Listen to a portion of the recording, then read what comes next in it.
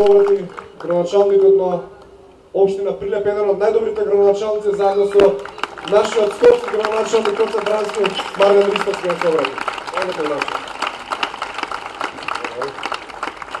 Благодарам.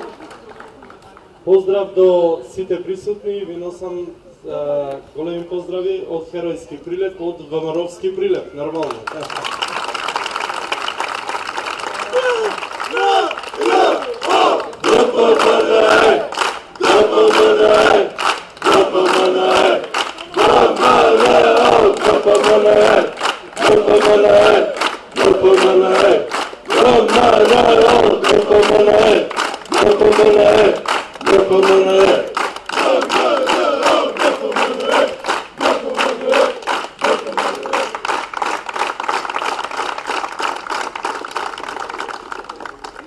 Иначе малку да кажам за ВМРО-ДПМН. Првиот конгрес, знаете, беше на партијата во Прилеп и навистина е гордост да се почувствувате ен прилепчанец, ен ВМРО-вец, кога ќе се спомни ВМРО, значи тоа побудува големи чувства кај нас, тој историски момент кога се официализира на некој начин и најголемата партија во Република Македонија.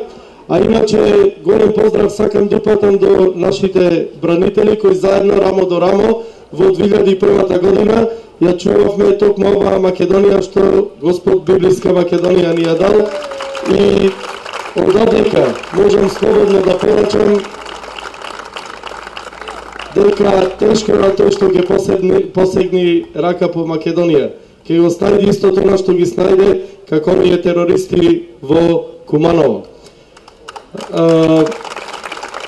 Во 91-та година, значи бев средношколец и заминав нормално после средно образование, требаше да се оди во војска. Не фати војната, во 91 година бев токму во тие кризни жаришта, бев во Книн и Бенковац, каде што беше најлошо.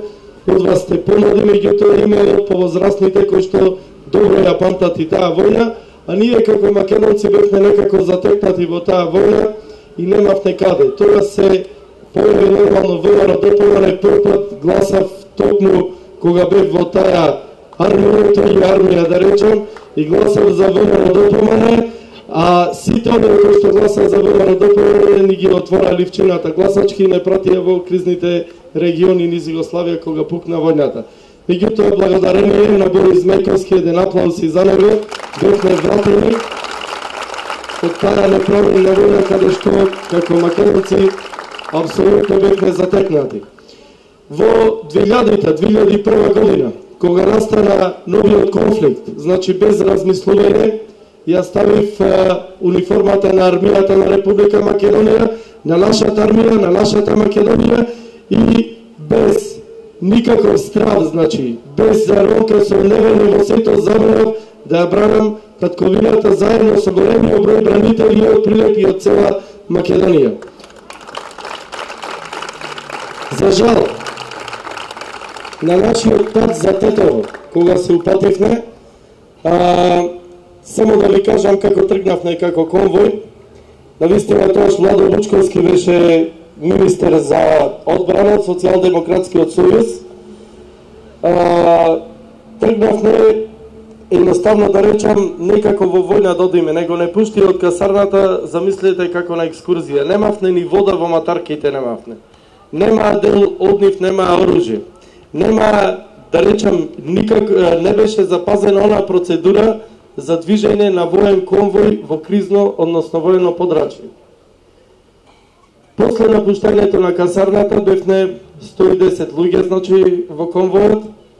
Ние бевне во првиот автобус, пред нас имаше еден Хермелин, кој што беше само сообраќајно обезбедување, но не и борбено обезбедување. А замислете, конвој трга во кризно подрачје. После нас имаше уште еден автобус и камион полн со амуниција и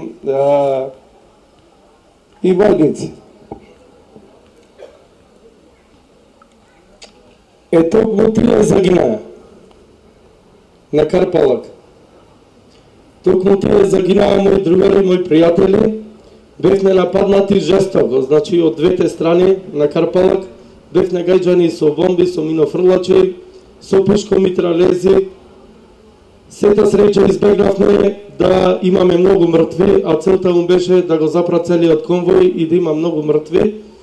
Имавме двајца ранети во мојот автобус, памтам, во другиот имаше уште еден ранет, а последниот камион беше погоден со ракетен фрлач, кога загинаа сите 10 луѓе. Знам дека на мојот пријател Нане, после обдукцијата му беа утврдени околу 120 проектили во неговото тело. Замислете како луѓето излегувале, биле решетани, и тоа зверско убиство на вистина беше не само вина на терористите, беше вина и на челните луѓе на чело со Вучковски и други, кои тогаш го организираа, односно не го организираа добро тој конвој, кој што остана една црна трага во војната, една историја која што ќе се памти. 10 прилепчани, најмногу загинати токму од Прилеп, загинаа токму во тој конвој во 2000 и 2001 година.